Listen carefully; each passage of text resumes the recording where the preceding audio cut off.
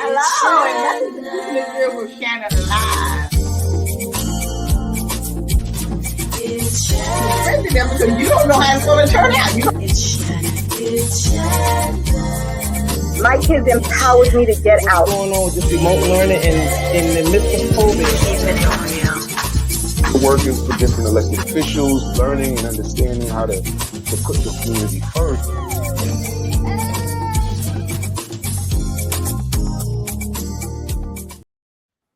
Hello, and welcome to the show. Welcome to Keep It Real with Shannon. How are you? Thank you so much for joining us tonight. Well, hello there, Dr. Vanessa. How you doing? Hello, Lottie. How are you? I'm so excited for tonight's guest. Yes, we are talking about autoimmune diseases, which a lot of people have, and people don't know they have it. And then people that do have it, you know, how they're dealing with it. So I'm excited that I have a special guest can tell us, you know, about this autoimmune disease. So let's bring her on. Absolutely. Our special guest tonight is Reverend and filmmaker Tamara R. Jackson. She holds a dual master's degree from Princeton Theological Seminary and Rutgers University, respectively. She made her creative mark as a poet on many stages at venues in the New York City metropolitan area, as a solo performer, and as a member of A Touch of Reality in the late 1990s, opening for The Last Poets. She is an author of various spoken words, CDs, and literary work, including the poetry collection compilation. In 2020, she stepped out on faith. She took a leaf out on faith by applying to 5 short project film mentorship program to learn about the arts of filmmaking. This began her journey to becoming an award-winning filmmaker. Her current film, The Invitation, this year in 2024, stems from a personal journey with her diagnosed with rheumatoid arthritis in 2021. It is a documentary that focuses on women living with autoimmune diseases and the choices they have made to thrive in sparkling conversations with audiences and inspiring those living with autoimmune diseases, as well as those supporting loved ones with such diagnosis. Tamara looks forward to building a body of work as a director that invites all who view in room for contemplation, and layers of conversation. Ooh, that's a mouthful. Let's welcome our guest tonight, Ms. Reverend and filmmaker Tamara R. Jackson. Well, hello. Oh, well, how are you? Thank you for having me, Simone. Absolutely. We're happy you're here so we can, you know, talk about this autoimmune disease, because a lot of people don't understand really what it is. So let's just start off with talking about what is autoimmune diseases. A very basic understanding of how autoimmune disease works is, you know, our bodies, we have like our army, so to speak, right? So when disease and viruses and stuff comes into play, right? We have a set of cells that are geared to like fight those diseases. What happens, unfortunately, with autoimmune diseases is that those cells get miscues, right?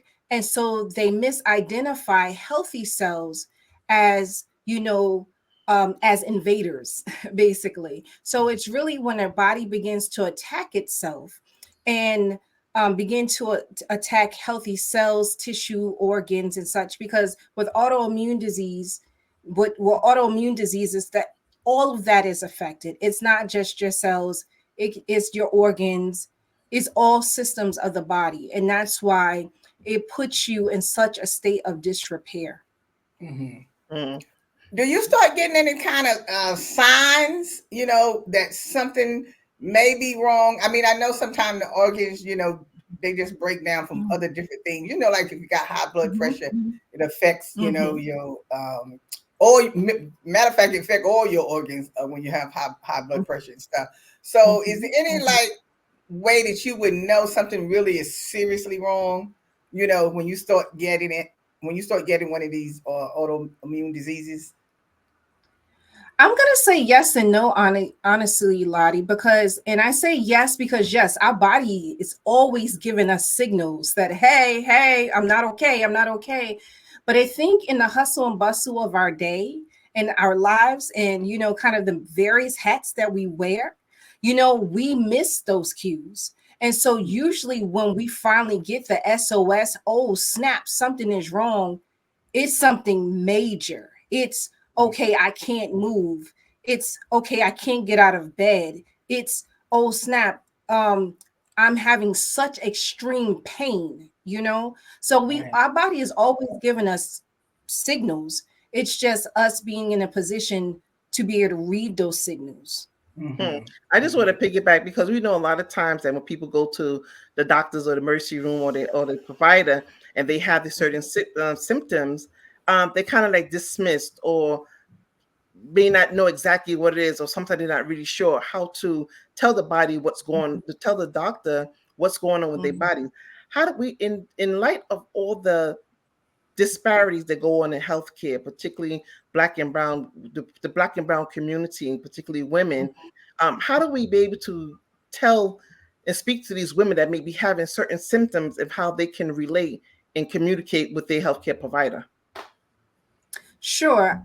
I am a big proponent and advocate in speaking up for yourself. And I know we kind of like how the healthcare system is designed. It's like a hierarchy, right? So the doctor is the professional, but you know what? You're the one living with the ailments, right? It's your body. Even if it's a disease, right? That is maybe common, or the doctors used to seeing, that does not mean that it's generalized how it's affecting me, right? And so I think we have to become more vocal about, hey, no, don't dismiss me. And if you can't answer my question, then give me a referral to someone who can. Also, I would say, as far as the advocacy for oneself, is also knowing that you have choice, right? So yes, that is your doctor, but if your doctor is not listening to you, right? Because in essence, they work for you, right? So if they are not answering your questions, if they're not dismissing, if you're basically not feeling like you're in care, then it is within your right to choose another provider. Right. I thought that question was important because given the take of COVID, a lot of people were having symptoms when they didn't really know what was going on. And it was really turned around and dismissed and being told it was something else. So I know it's important to even have been a healthcare provider and working in the ER. There's a lot of things that people really don't know that's going on. So what are some of the symptoms that people can have? Okay, so autoimmune disease is so vast, but I'll talk about my symptoms. Okay, so I'll talk about, so this is my journey to learning I had rheumatoid arthritis. So what was happening to me is my body was shutting off. And that fatigue is one of the main characteristics of autoimmune disease. And I'm not just talking about sleepy. I'm just talking about literally there is nothing you can do. I don't, I'm not narcoleptic, but I would guess it was something like what they explained narcolepsy to be, where you could just fall asleep on a dime and there's just nothing you can do. Another thing that was happening with me is that my hands were sticking. Like literally, I would have to peel back my hands to open them up in the morning. And that was very painful. And if you know anything about rheumatoid arthritis already, in general, that's exactly what it does. It specifically attacks like limbs, right? That's one of the diseases that attacks your limbs. And so it's going to affect your fingers and your knees and your feet and things of that nature. All right. So those are some of the main things that were things that I noticed within myself. And I was like, well, what is going on? Why can't I move my hands? Also, you lose muscle tone with rheumatoid arthritis. So there was a point where I couldn't even open my door. And I had to go, subsequently, once I was diagnosed and stuff, I wound up going to physical therapy to regain strength in my hands because I just could not even push down on a door. So that's like unable to open up cans, jars and stuff like that. Like even sometimes it is so debilitating for people, and particularly their hands, that they can't even raise a glass of water to their mouth.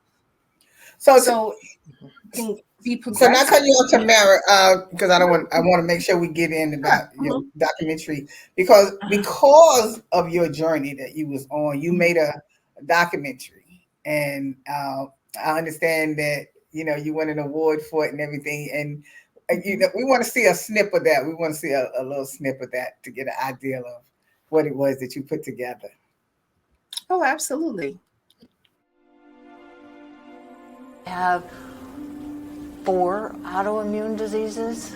First one I discovered when I was diagnosed when I was 12. I don't even know that I'm on a road to diagnosis, if I'm going to be honest. I've had several medical issues and emergencies. Diet had nothing to do with my treatment. Because I even mentioned, I had heard that fermented foods could be helpful to the gut health.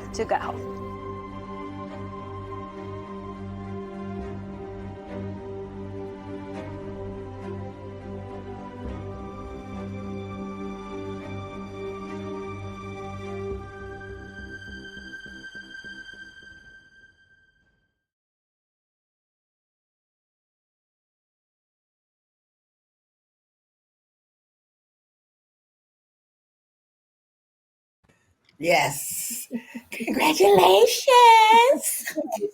Thank you. I was blessed to work with a great group of women to create the invitation. Yes. No, that was excellent because this way, because when you can talk to someone about your ailments and your symptoms and things like that, it means a whole lot, particularly if you don't know what to do yourself. Because just like you were saying earlier, when you go to the doctor and they don't want to really listen, you truly have to be an advocate for yourself. Because I remember when my doctor, and I'm telling them about how I was feeling, I was tired, I just could barely go or whatever. And she's looking at me talking about, well, Lottie, if you would lose weight, you would have much more energy than what you have. And I'm like, well, what the hell me being tired got to do with my weight or whatever when I'm telling you something is wrong with me, that I don't feel the same that I always feel every day and stuff like that. And when I came out of her office, by the time I got to the corner, I could barely walk. So I had to rush myself to the hospital myself. And they found out I had a blood clot. So that's why I say you can't even listen to your doctor sometimes. You really just got to go and take care of yourself and do what you really need to do when you see things are getting out of whack and, and stuff like that, So to be able to come together and can talk to each other like in your documentary and find out information and share, that's excellent. Thank you. Thank you. Mm-hmm. Well, I mean, before we go to the commercial, did you want to answer Carol's question? Sure. Certainly different people have the same symptoms, but again, there's so many different variables of how symptoms show up, right? So, and a lot of it has to deal with environment. I mean, things that we can get in definitely deeper into when we come back from commercial break, but environment, diet, stress levels, all of these things exacerbate symptoms.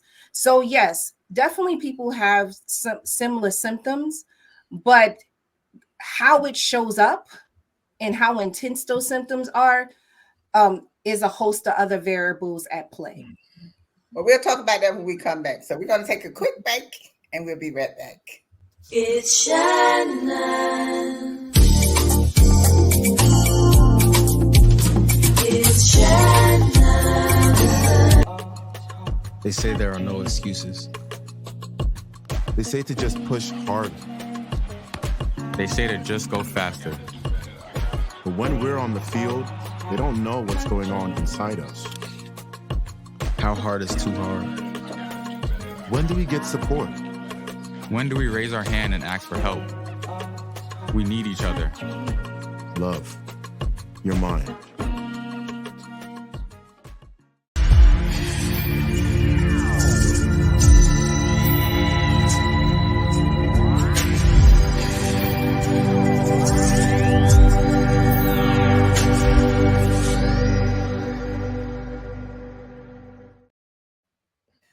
thanks for joining us today. And we're having a conversation with our special guest, Mr. Reverend Tamara Jackson. So, Tamara, before we went to break, I wanted to ask you, like, when we're having these, when people are having these types of symptoms, and like you realized when you were diagnosed and you found out what you had, like, what did you do? Did you change your diet? There's certain things you can't eat.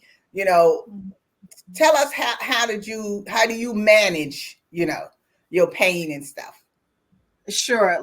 Can I just backtrack a little bit? So first I want to let everybody know it takes on average about 3 years or more to be diagnosed. So it's a long road to diagnosis itself. And you're changing doctors most likely in that time frame. And usually the doctors that diagnose autoimmune diseases are either rheumatologists or endocrinologists, right? They are the ones that have that specialized. So I know we spoke about doctors, and I just want to be fair to medical professionals. They're just not trained, right? They don't have that in-depth of training, especially a generalist, right? So your general practitioner and stuff like that, they're not going to know. And that's why I said, like, if they're dismissing you or minimizing what it is that you're going through, then ask them for a referral to a specialist, because that really begins kind of the journey to know, hey, what exactly is going on in my body and what can I do? Now, in terms of me, I already was eating plant-based. I'll say plant-based, during the last 30 years or so. I was between vegetarian and vegan and everything since like my junior year undergrad, and we won't talk about the years it has been since, right? So I was already eating clean.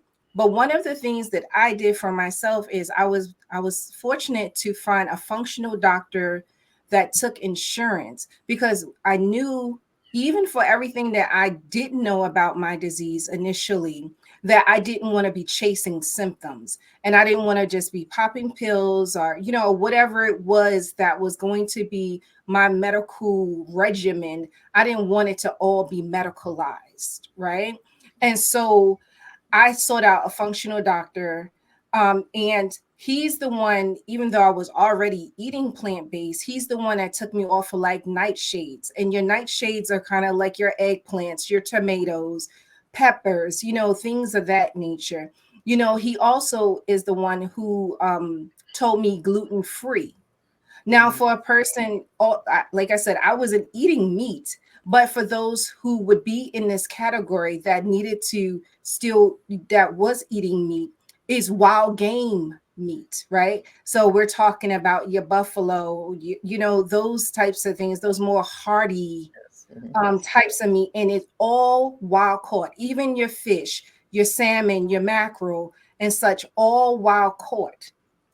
All of those things. And yes, chicken, you still can eat chicken, but again, everything has to be wild caught. And in the times that we are living in, where now we know that they can manufacture food, meat, they've been given the okay to manufacture meat in a lab, with a printer, these things will come essential, because we haven't talked about, but let me just insert this. The prevalence of autoimmune disease is astounding. It truly is an epidemic. And that is one of the first things that I heard, and out of like the 1 in 10 of people who are diagnosed with an autoimmune disease, 75% of them are female. Right. Okay. So, on top of that, I told you already that it takes an average of at least 3 years to even get a formal diagnosis. Well, men are diagnosed at least a year and a half before women are. So all of these dynamics is, plays into possibly the progression of the disease, when you enter in, right, to know your formal diagnosis, to know what your treatment plan is ultimately going to be. So for me, I know. I'm sorry. Go ahead on. No, I was gonna say, so for me, I was gardening because I got diagnosed in the midst of the pandemic. Let me put that, and I need to insert that I'm a therapist. So I never stopped working, and thankful that food was always on the table and there was no lack. However, like the needs of individuals at that time, it increased tremendously. So my stress is like, and I was working in public health. So public health always has this astronomical caseloads, right? And then now I have this thing that is going on with my body. And we were fully into the pandemic. I did not get diagnosed to know what was happening with my body until November. So we were well into the pandemic. We were well into the pandemic. And I had been doing testing before we even went down into a lockdown. So I part of kind of to my own mental health, right? Not even physical health. I had started gardening, you know, things of that nature, because that, hey, I could do that in solitude. So these are some of the things that I did, Lottie. I started gardening when we opened back up. I have taken classes at farms because fermented foods is really good for autoimmune disease across the board, because we're talking about gut health, you know, probiotics and those prebiotics and stuff like that. So things like sauerkraut and stuff like that. You know, I learned how to do those things for myself, making tinctures and stuff like that. So yeah, just really taking control over what I could control. So I wanted to add to Mary. I would, because I know, you know, when you have arthritis and stuff like that, because I have arthritis and stuff, that one of the main things, like you said, with the meat is not to be eating red meat. That red meat really causes the, you know, the pain to be more, you know, serious when you eat all that red meat. You really should just kind of get off the meat, period, if you can, but definitely red meats and stuff like that. And you know, just kind of stick to vegetables and not all this. You know what they say, the Mediterranean diet. I was gonna say the Mediterranean diet. Right. Yeah. At least minimize it. At least minimize it for you, because you can't tell meat eaters don't eat meat. So you gotta. Yeah, that's why I said no. That's why I said no. Not telling them. No, but what I'm saying is not telling them they can't eat meat. But what I'm saying, look, when them fingers get where you got to separate them and pull them apart and all that kind of stuff, you don't want to eat no meat. But that's what that's too serious, particularly if you know that's what's going to make you hurt even more. Okay, I've been eating meat all my life. That's what we was raised off of. But let me tell you, when something happens and that pain hit, you don't have no problem kind of distancing yourself, you know, from what mama and them did. But sometimes it's for the moment, right? To the pain go away. Sometimes it's for the moment. But I want to ask, you know, we know that there's a numerous over 50, 80, 100 autoimmune. Yeah, over 100. Yeah. And the thing is, we know there's not one size fit all. But how does this disease, whether diagnosed or undiagnosed, impact the family life? Oh, that is a great question. That is a great question. So I'm going to say chronic illness. So autoimmune disease, which is chronic illness, you know, but when we're talking about any chronic illness, know that it's going to impact relationships across the board. That's across familial relationships. That's friendship relationships. That's, you know, whatever relationship, whatever kind of ship you can have, know that it is going to impact it, because some people are going to understand that you just don't have it, and some people are not. Some people are going to be able to walk with you through this journey, and some people are not. It just is what it is. And one of the things that I really encourage individuals who are living with autoimmune disease, there is already grief in, hey, I cannot do what I used to do. There is going to also be grief in the friendships and the relationships that will fall away. But know that you can't fight for your life and fight people at the same time. Exactly. And I know that is a bold statement, and I know that is a strong statement, but it is true. If no other time in your life that you chose you, or you had permission to choose you, choose you. Because autoimmune disease, what has not been said, unequivocally, not only can it be debilitating, it can take your life. No ifs, ands, or buts about it. It can take your life. And so it is not something to play with. It's not something to, you know, like, so whoever doesn't understand, process it, I'm a big advocate of therapy. Please go to therapy because there is too much in this journey, with the constant the constant uncertainty, right? It's like a moving target. You're trying to gain your balance, but the target is always moving for you. The thing about it is, Mary, is not moving. only whether you have an autoimmune disease or not, is any situation that's stressing you out and people do not want to support you, you need to get rid of them anyway.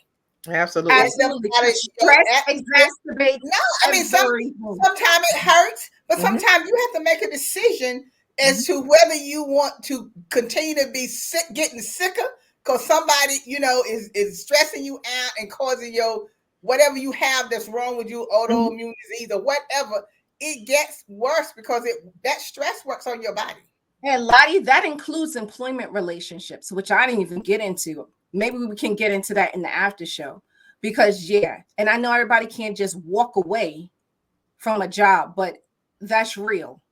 Well, look, you'll find a way to pay them bills some kind of way. There's always the Lord. I always say God will make a way for you to do what you have to do. So we want to thank you for coming on for this part of the show and talking to us about the autoimmune diseases. So if you are suffering with one of these diseases, please make sure you talk to your doctor. If the doctor is not giving you the advice you need, like she said, ask for another doctor or search out another doctor, because you really have to do what's needed.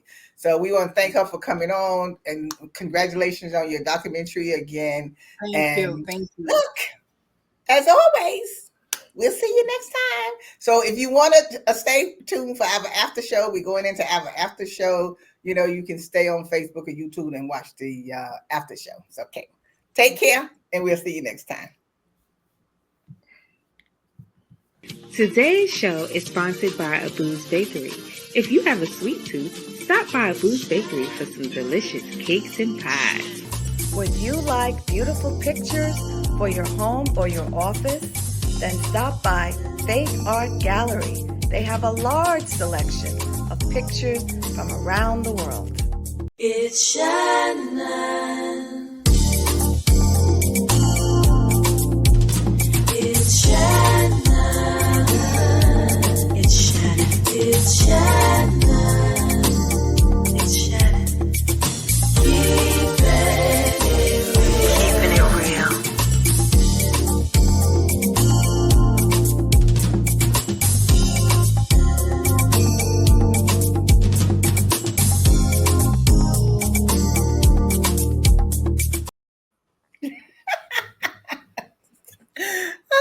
Thank you for staying around for our after show. We was talking about autoimmune diseases today, and our special guest was the Reverend Tamara Jackson.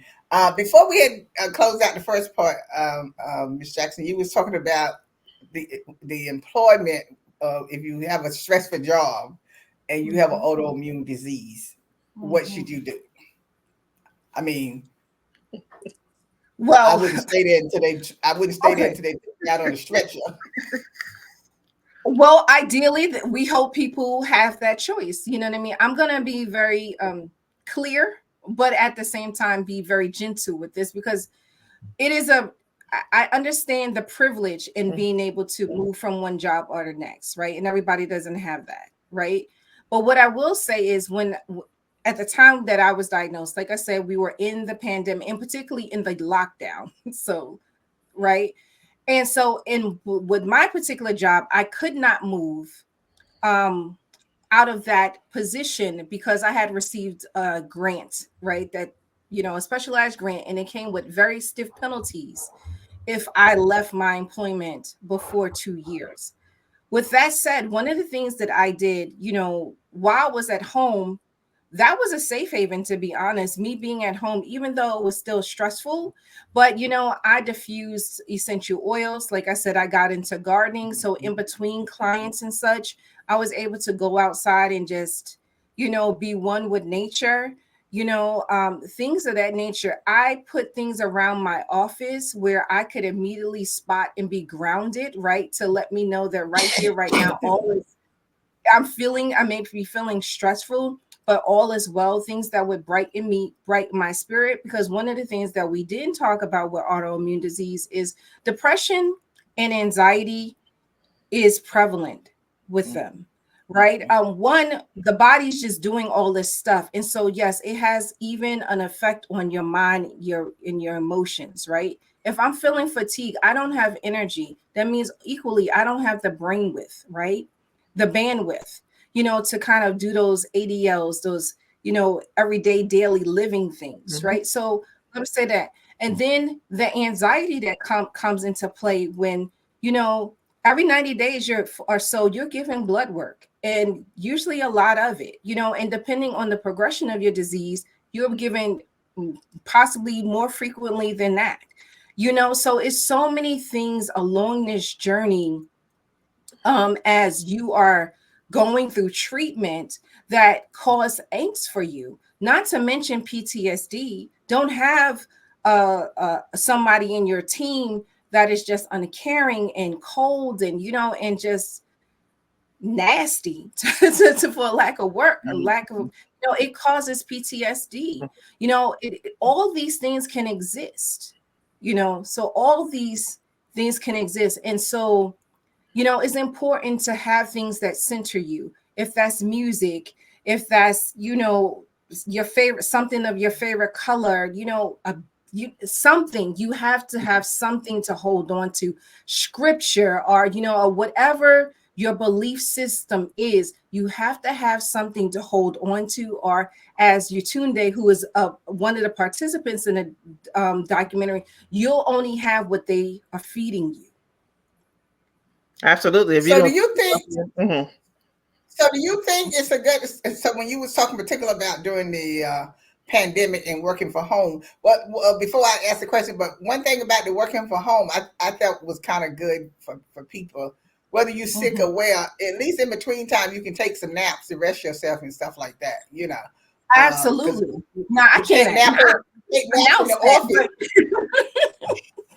But at home, absolutely not. I mean, like I'm saying, I had no control of it. And even once I started treatment, it still takes a while for that stuff to kick in. Absolutely. Absolutely. So do you think I can't say that, at my job, at my job at the time, like, nah, like this client don't show up. You like, I can't do you that. think that we still should go to therapy? Do you think when we sick like this, do you think it's good to go to therapy? Absolutely. And I said that earlier. Absolutely. Absolutely. Without any hesitation. It's important. Why? Because you need that neutral person. You need that person for you. I'm not saying, again, because we talked about a little bit about relationship dynamics. I'm not saying people are not going to ride with you, because you will find your community, even if it's not the people that you think is going to be there. You will find your community eventually. However, you need somebody to be able to just speak raw, not have to take care of other people's feelings, right? Like I said, I can't fight for my life and fight you as well. I'll be tap dancing around your emotions and stuff like that. I can't do that. That just takes a lot of energy that I just may not have and usually don't have, right? So I can't do that. I will not do that. Well, sometimes. Sometimes when we're talking about the workspace, and sometimes you're going through these feelings and having these symptoms, you don't really know that your job can't understand what's going on. So you can't be productive in the setting that you're in. Okay, sometimes they may think you leaving work to go to the doctor, you're using it as an excuse. So something you can't really talk to them about it and relate to really what's going on, because you really don't know. So I think I'm a big advocate of self-care in any capacity that anyone's in, just in everyday life. Is self-care is well-care. And and if you don't look at yourself as first as a priority, and then that's when the added therapy needs to come. But when you talk about the job, I feel that when you, and I'm not saying everybody can do this. I thank God I was able to do this. But I think you should always work on building relationship with your boss. So when something happens, they're more understanding that something is happening to you, or something happened to you in the family, or whatever. And and they'll be more supportive to you, because you don't know, Lottie. I was gonna say, I respectfully disagree. Where I say you have your relationship, Sometimes you don't know. Sometimes you don't know, and it depends on what type of job and what kind of relationship you had with that job prior to you coming down with something. No, that's what I just said. Vanessa, no. I said No. try to build some type of relationship. So this way, you know, the person is more understanding. We're talking about the body. I would say respectfully. I'll use myself as the mule over here. Okay, like when I was going through my, like, it was toxic. Let me tell you, I was working in a toxic environment, and most people that I know work in toxic environments. Okay.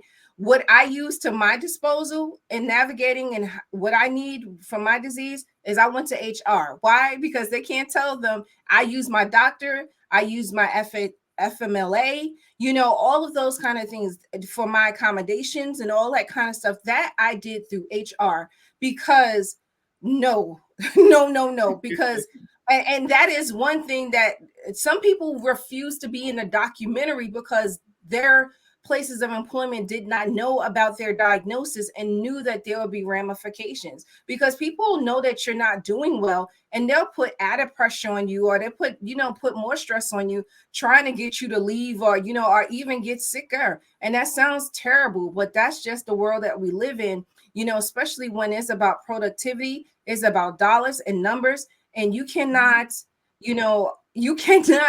minimize people to just numbers because there's so much that happens in our lives, right? And the people who interfacing with the people, right? Like for instance, a therapist, I'm the tool. So if I'm not all right, I can't even do what it is that you're asking me to do. And so you stressing me out doesn't work to your benefit. It damn sure don't work for my benefit, and stuff like that. And so no, HR is your tool. They can't talk about your business. They can't divulge anything, but they can put the accommodations in place. Well, that's what I'm saying. You have to. Well, I guess I would. You said supervisor. I wouldn't dare. No, I have to. I wouldn't whisper in his ear if I thought he was asleep about what I was going through. Okay. Well, you know what? No. Well, you know what? I thank God because I was blessed then. Because I had relationships with my bosses and stuff. So when something happened to me or something happened, like I never forget when my daughter was a baby then, not a baby. I guess she must have been about 4 years old. And she ended up in the hospital. She had to stay there for a week and stuff. And when I came in and I let them know what was going on, and I was, I was upset. I was sitting at the desk crying. They was like, well, why you not at the house? I said, well, I know I can't stay away from my job to be up there. And my boss said, no, you leave now and you don't come back until she get out of the hospital. That's when you come back. Everything will be all right. We'll run the office and whatever. So, so see, that's what I'm saying, because I had that relationship with them, that if I could talk to them, I could come to them or whatever, and that's what I'm saying. And I wasn't I was a great worker, but I don't think I was a great employee because I would talk back to the boss. You know what I'm saying?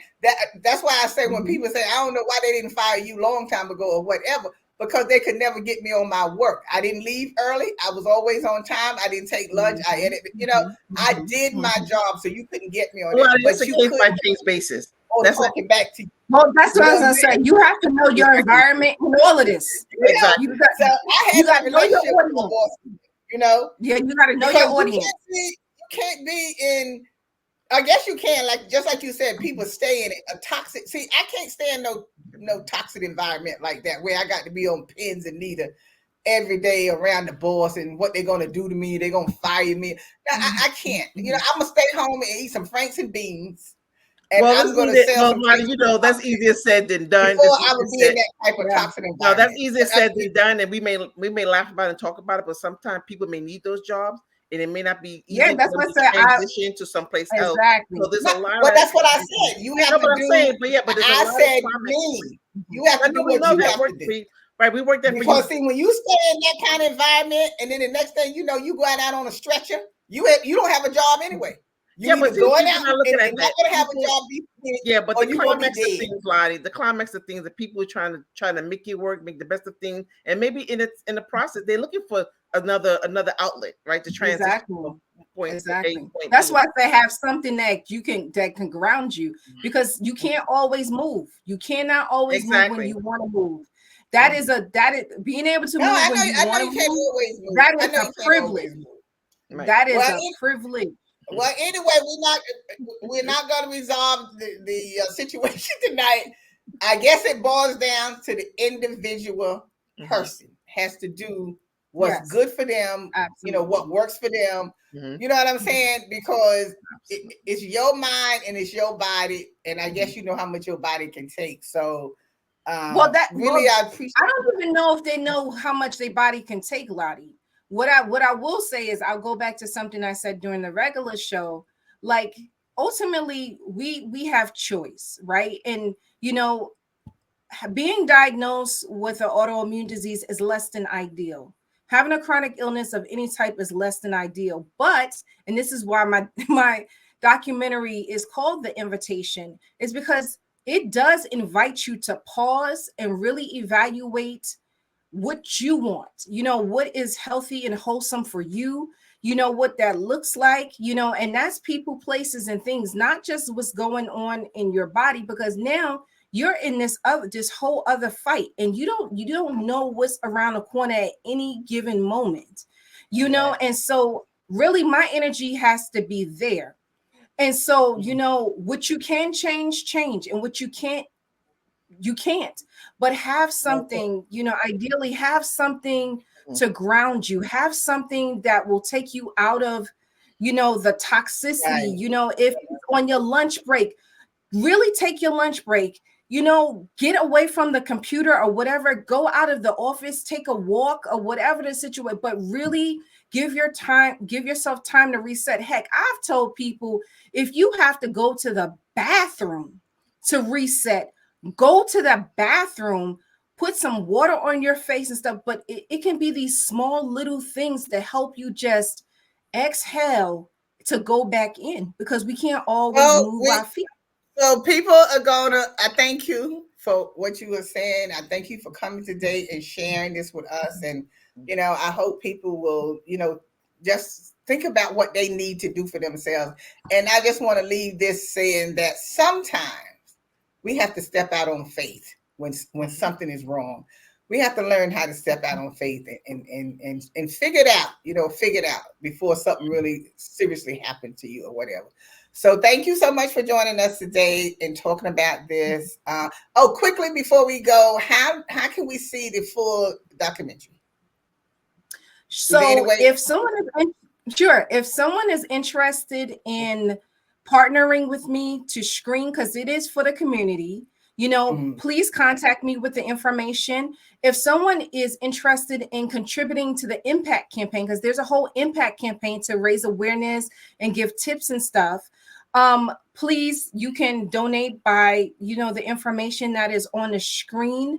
And so, yeah, right now is in film festivals, so you can't readily see it, but I am in the process of wherever you are, you know, within reason, I will travel so that we can get this word out and have a bigger conversation within our communities. Oh, wonderful then. Okay then. So you hear it, you can contact her, you can contact us, and we'll get the information to her and she'll bring the documentary to you. That sounds really good. So thank you so much for joining us again. And remember, you can see us every Saturday on Brick Arts Media at 5:30 and Manhattan Neighborhood Network at 2:30. And you can join us every Tuesday here at 8 p.m. So we don't want to thank you again. Thank you, Karen. And as always, thank you, Dr. Vanessa. As always, we'll see you next time.